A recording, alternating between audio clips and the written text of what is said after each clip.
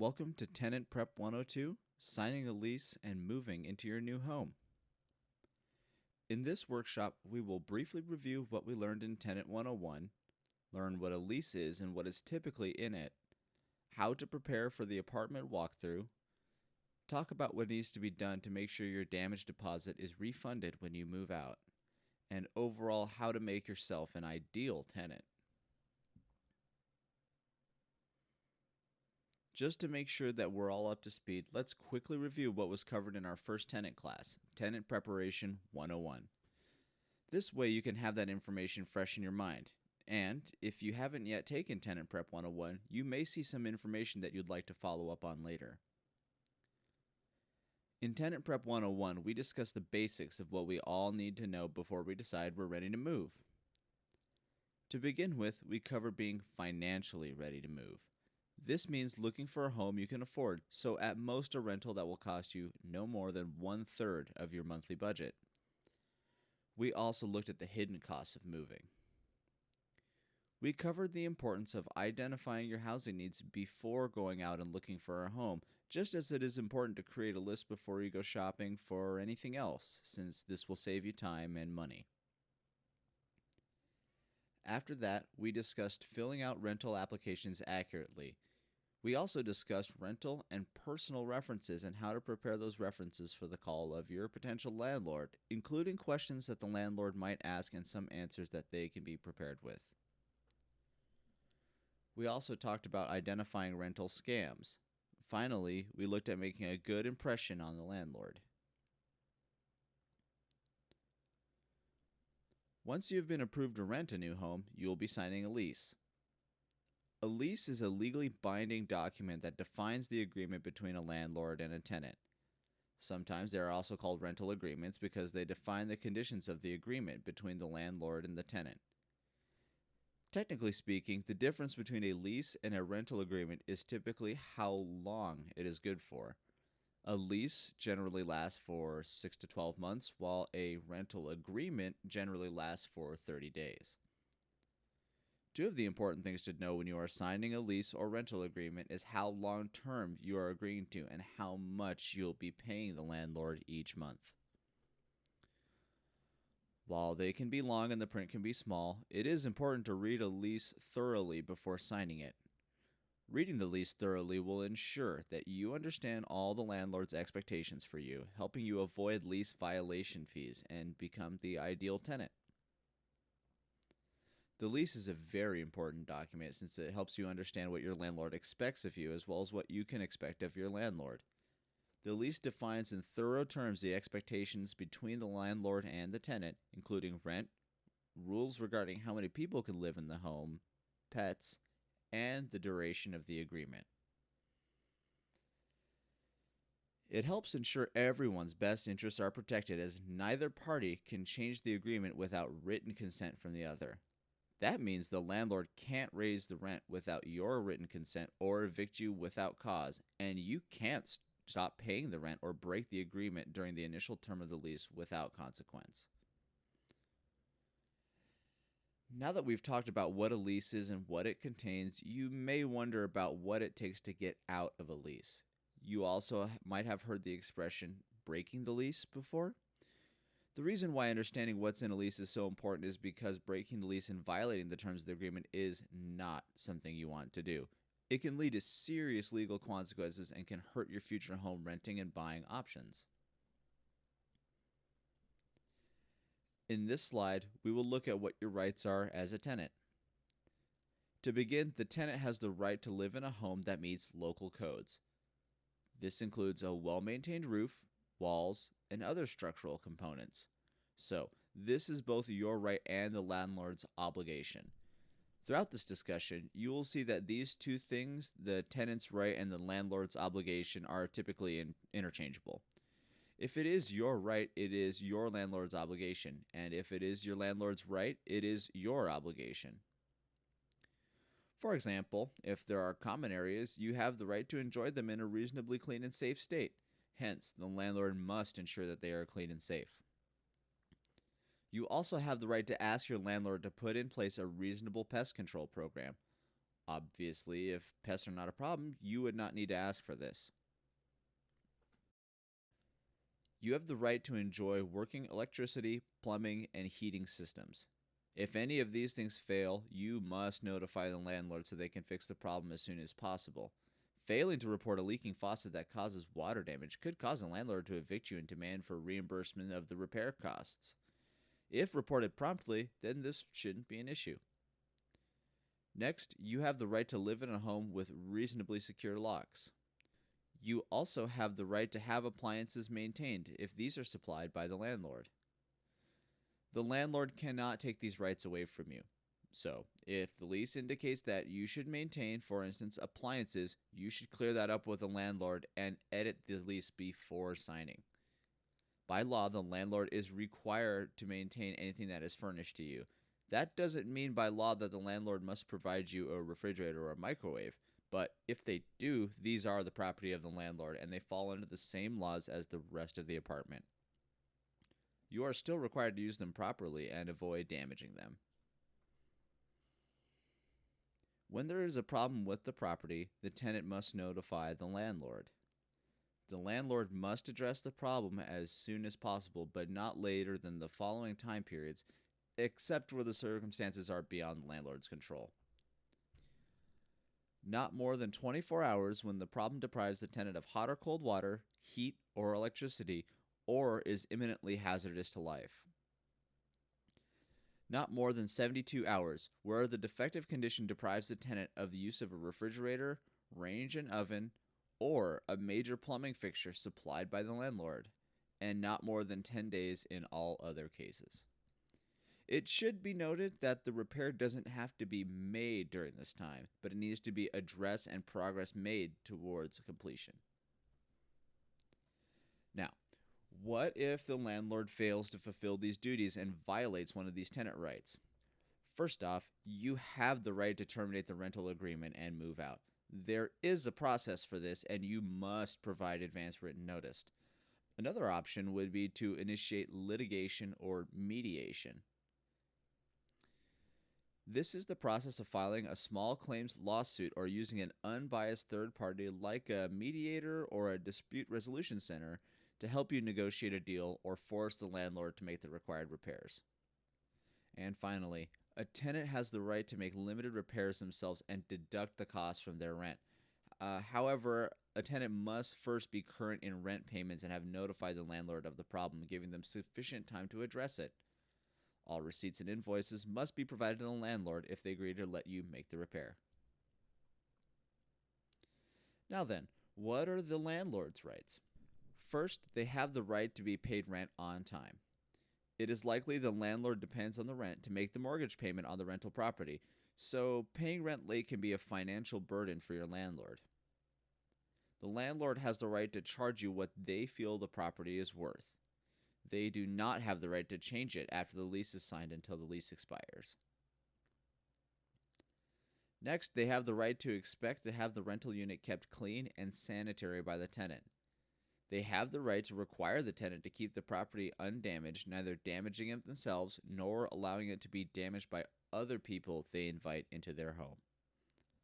They have the right to expect the unit to be kept free of garbage, meaning the tenant must properly dispose of garbage. The landlord also has the right to receive the property restored to its initial condition when the tenants move out. Of course, this does not mean that there is no allowance for normal wear and tear. Normal wear and tear means faded paint on the walls or wear patterns where you walk on the carpet or where couches may leave marks. Burn holes in carpets from cigarettes, ground-in stains, holes in walls, and broken windows are not normal wear and tear. With that in mind, normal wear and tear includes fixtures and appliances, but the landlord has the right to have the tenant use the fixtures and appliances properly. For instance, with plumbing fixtures, if the drainage system is all clogged up because of the misuse of the drainage system, like dumping grease and oils down the drain or putting potato peels in the garbage disposal, then this is not normal wear and tear. Another right of the landlord is for the tenant to comply with the lease. Since the landlord is the one who creates the lease, basically, the landlord has the right to stipulate all the terms of the lease. provided that none of the terms violate the laws regarding tenants' basic rights. Besides that, both the tenant and the landlord have signed the agreement, making it legally binding. Now, if the tenant violates any of the rights of the landlord, intentionally or accidentally, the landlord has the right to address these issues as well. The landlord can evict the tenant, they can make repairs to the damage caused or allowed by the tenant and then bill them, or the landlord can sue the tenant to either pay for the damages or to force the tenant to comply with the lease. Obviously, considering the rights of both tenant and landlord, it's in everybody's best interest to avoid violating the rights of other party. To that end, what we want to do is help you understand what is in your lease. Some examples of things a lease or rental agreement may include the monthly rent amount. This will include the rent due date each month, what the late fee is, and when it is charged. Some landlords charge increasing fees the more overdue the rent becomes. The late fee is the amount you will be charged if you do not pay your rent on time or if the rent check bounces. Terms of the rental. As we've discussed, you might have a monthly rental agreement, which means that you're only responsible for the apartment for 1 month at a time. Or you might have a 6, 9, or 12-month lease. Once you sign the lease, you're responsible to pay the rent from the beginning until the end of the lease term. If you want to move out before the end of the lease, you must find someone willing to move in and pay the rent, if there's a provision for that in the lease, of course. If you move out and into another home, even after signing the lease there, you will still be responsible for paying the rent in the home you just left until the lease expires. Then we have the move-in total.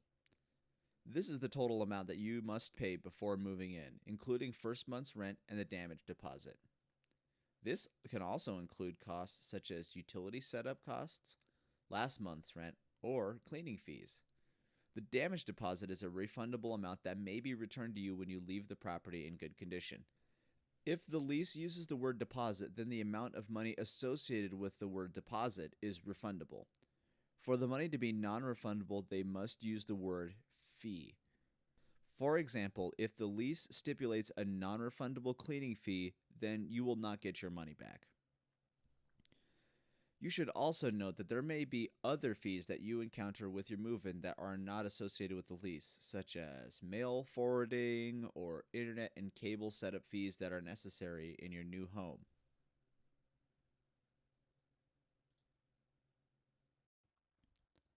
Occupancy.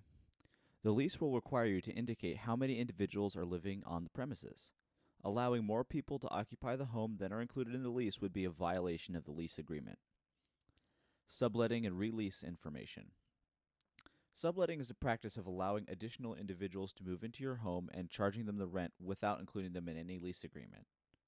If this is something you plan to do, be sure to check the lease and discuss it openly with your landlord. Many leases offer an option to release your unit, which means that someone else will take over the remainder of the lease agreement and you will be removed from the lease. Usually, there's a one-time fee. Utilities. The lease will include which utilities you're expected to pay and which ones the landlord is expected to pay. It may also include a utility allowance, meaning that the landlord will pay utilities up to a certain value, after which you are responsible to pay the rest of the utility balance. If you have a lower or fixed income and you are responsible for utilities, be sure to apply for energy assistance with HopeSource. Additional fees and information.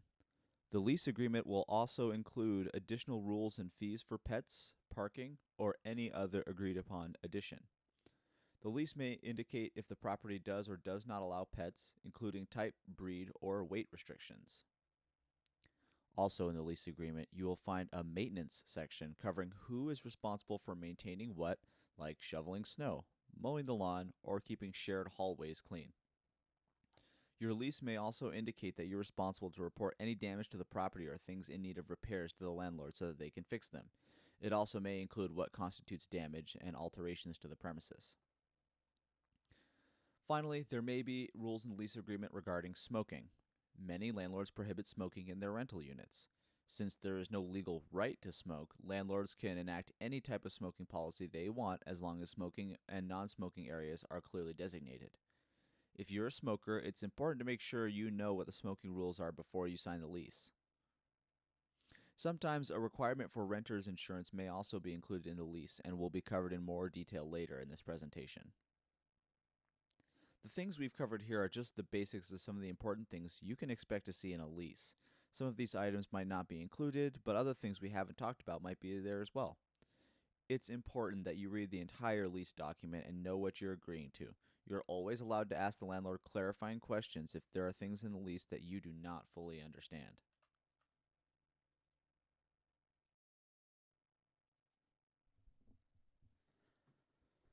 Something that every tenant should do at the time they are signing the lease is an apartment walkthrough. What is a walkthrough? The walkthrough is a thorough inspection of your new home to be done by you. You may be wondering why this is necessary because by the time you sign the lease, you will already have seen the house or apartment. The walkthrough is not just something to do to confirm that the house or apartment is as advertised. The walkthrough is an important step at the beginning to ensure that you get your damage deposit back. Depending on the apartment that you move into, this could be a sizable chunk of money. Usually it's about equal to 1 month's rent or more. In a walkthrough, it will be necessary to go through the apartment with a fine-tooth comb, so to speak, checking for any and all existing damage or blemishes on anything within the apartment. Some landlords will provide you with a checklist of everything in the apartment, and some don't. Make sure that you bring one with you just in case. It is also a good idea to take pictures and or videos of any existing damage to the apartment or appliances so that you have time-stamped proof of what the unit looked like when you moved in. Consider emailing those pictures or videos to your landlord and copying yourself on the email so there is a record of them. However, this should not be a substitute for the written list that is signed by both you and your landlord. In the walkthrough, you will check everything applicable on your checklist for damage when you move in. For instance, perhaps you notice the first thing on your list is that the mailbox has a scratch on it or the paint is peeling. Write that down. When you enter a room, look at the walls. If one wall has a bunch of pinholes in it, write that down indicating which wall and the extent of the damage. Are there spots on the carpet? Where and how big? Write it down. Do this with everything on your checklist. If more room for comments is needed, have extra paper. It is vital to be as specific as possible, even though you may seem like you're being overly picky. This will be really important when you go to move out because your landlord will likely charge you damage fees using a comparison of the unit when you move out and the information that you gave upon moving in. Even if the landlord says something's not a big deal, write it down anyway. Odds are they're not going to remember the conversation in a year. After you fill out the checklist, you will need to show it to your new landlord and have him or her sign it, agreeing to your assessment of the condition of the home. Then you will need to give the landlord a photocopy of the entire document, including extra notes, and keep the original with important papers yourself.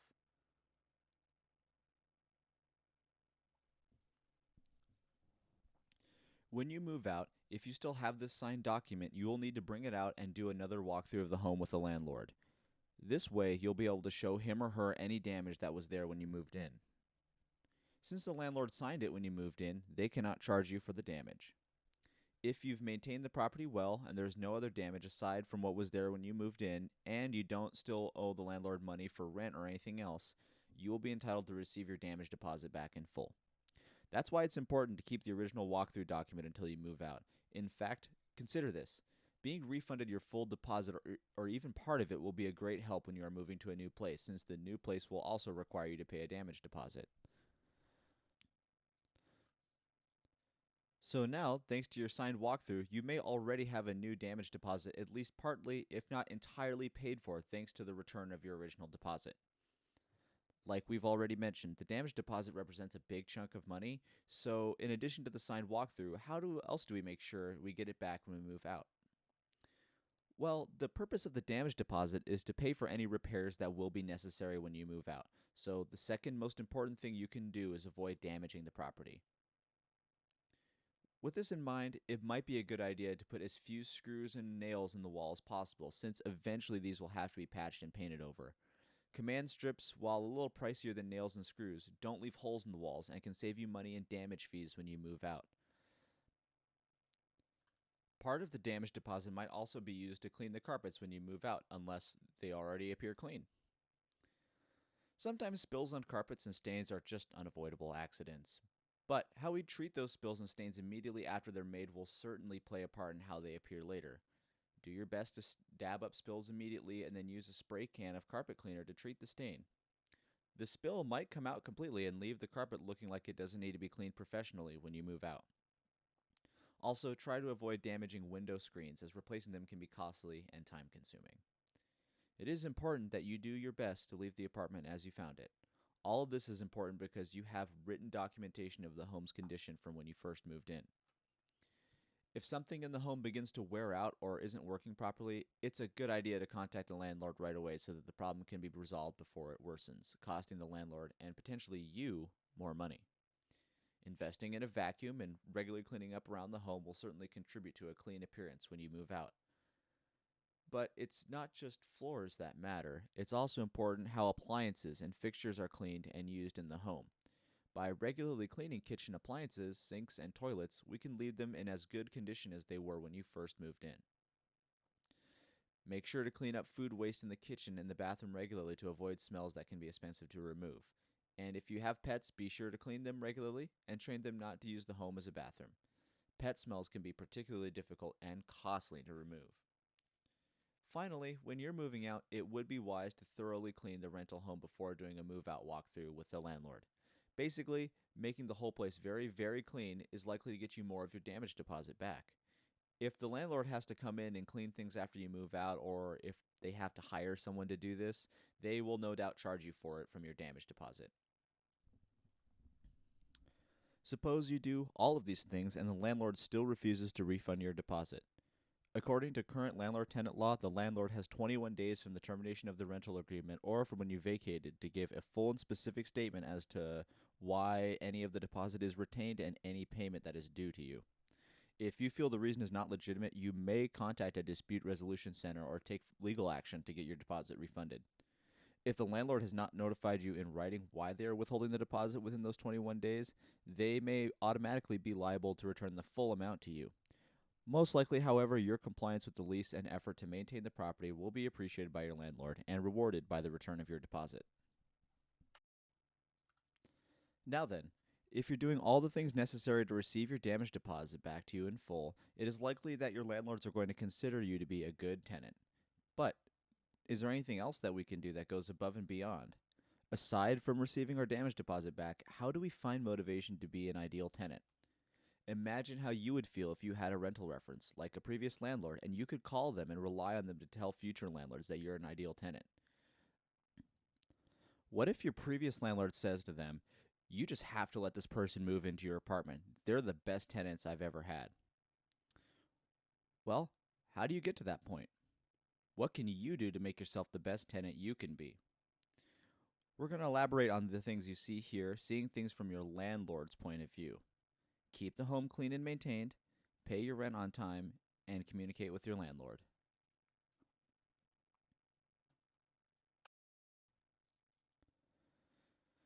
Much of this can be summed up in the first point. See things from your landlord's point of view. It's simple but profound, really. The key to being an ideal tenant lies in trying to look at things from the landlord's perspective. Treat your new home the same way that you would expect someone to treat something that you owned. To illustrate, suppose you have a nice car and you lent it to a friend. How would you feel about that friend if they kept the car longer than they said they would? What if they returned it back to you filled with garbage and brought it back with an empty tank of gas? I imagine you wouldn't be very happy. Would you tell your friends that it would be a good idea for them to loan their cars to that same person? Not likely.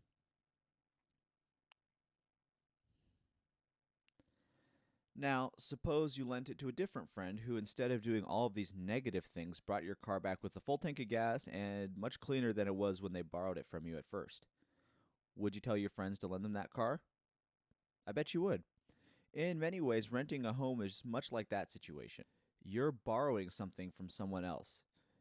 Sure, you're paying them for that privilege, but that doesn't mean that you own what you're borrowing and that you can just do whatever you want with it.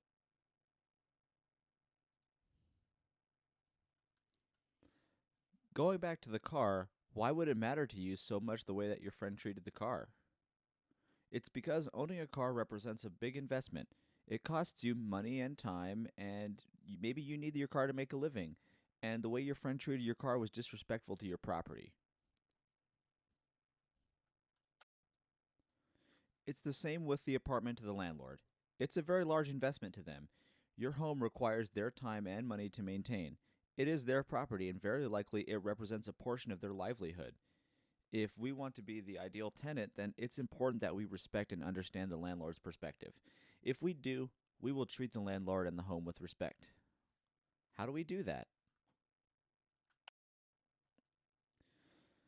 Well, with what we just considered in mind, we can show respect for the landlord by paying our rent on time. In the previous slide, we were reminded that our home is probably part of the landlord's livelihood. If they don't have our rent check on time, they might not be able to pay their bills. And if our landlord can't pay their bills, where does that leave us? It leaves us looking for a home. So, you see, showing respect for the landlord by paying the rent on time or even early should be important, not only for cultivating a good relationship with them, but for our own well being. It's also important that we treat the home and amenities with care. In addition, we can demonstrate that we respect our landlord by expressing our appreciation for the positive things we can find about the home. Maybe you do have to look for something positive, but when you see your landlord and say something positive about the home, or maybe even include a thank you note with your rent check, it'll improve your relationship with the landlord. They'll see your respect for them and treat you kindly. Another important part of showing respect for your landlord is communicating with them. But in what way is it important to do so?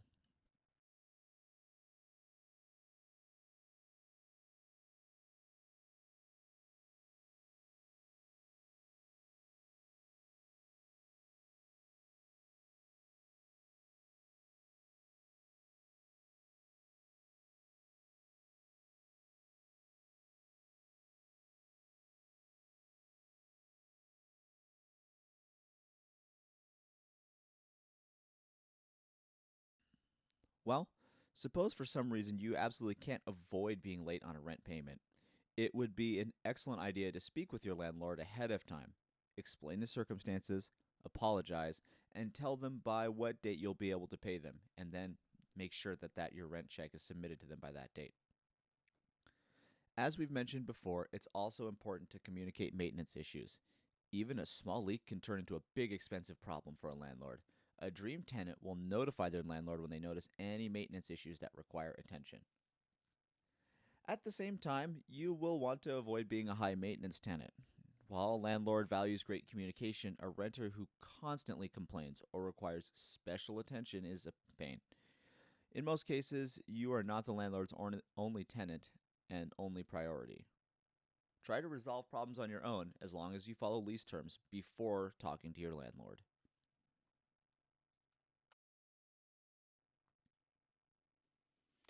Ideal tenants also carry renter's insurance. Not only will renter's insurance help cover the cost of replacing a tenant's stolen or damaged personal items, it can also cover the cost of damage caused to the property by negligence. A great tenant will have renter's insurance so the homeowner isn't left with a bill due to the tenant by being unable to cover the cost of the damage to the property or some court fees. The good news is renter's insurance is fairly affordable, costing as little as $125 to $150 a year in Kittitas County. And you can talk to different insurance agents in the area to find the best rates and coverage for your particular situation.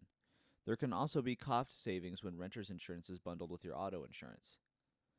It should be noted that some leases do require you to have renter's insurance. If your lease requires this, make sure that you're aware of the coverage amount required and what needs to be listed on the insurance policy.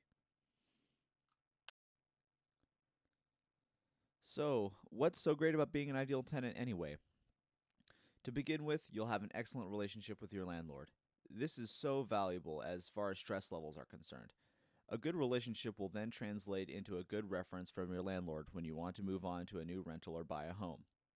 When you purchase a home, the bank will own the majority of it for a very long time. On a mortgage application, you'll be asked for your past rental history, and while the bank will primarily be interested in verifying that you paid your rent on time, having the landlord give a good reference is really valuable. You will also gain a feeling of satisfaction from taking pride in your home when you clean and maintain things regularly. You'll never have to feel like you have to rush to clean up your home or feel nervous when the landlord submits a notice that they need to enter the home. Instead, you'll be proud of the fact that you are ready at any time, and you will look forward to appreciative comments from your landlord regarding the way you're caring for your home that they have rented to you. Buying cleaning supplies, paying for small maintenance costs, and cleaning everything yourself may seem like a lot of time and expense. But remember, it is an investment. When everything's all done and your home is clean, well maintained, and ready for someone else to move in, you'll have done everything that you should have done to get your damaged deposit returned to you. Not only that, but you will be complying with the things you agreed to by signing the lease. As we've already considered, fulfilling the obligations in the lease does affect future renting and home buying. If you comply with all the details of the lease and are continually upfront with your landlord about problems or changes that will arise, you'll be a great tenant. When you need to find a new place, your landlord will be very happy to serve as a reference for you, making the home of your dreams a possibility. So, some key points to remember. Understand what the lease says and comply with the terms laid out. Be sure you do a thorough walkthrough before signing the lease. Use a good, complete checklist and make sure the landlord signs on it. And don't forget to keep a copy for yourself. Strive to be an ideal tenant for the sake of where you will live now and in the future, and even whether or not you'll be able to buy your home one day. Keeping these few basic points in mind and applying all that we've learned in Tenant Prep 102, you can be an ideal tenant. Thank you for attending and participating in Tenant Preparation 102.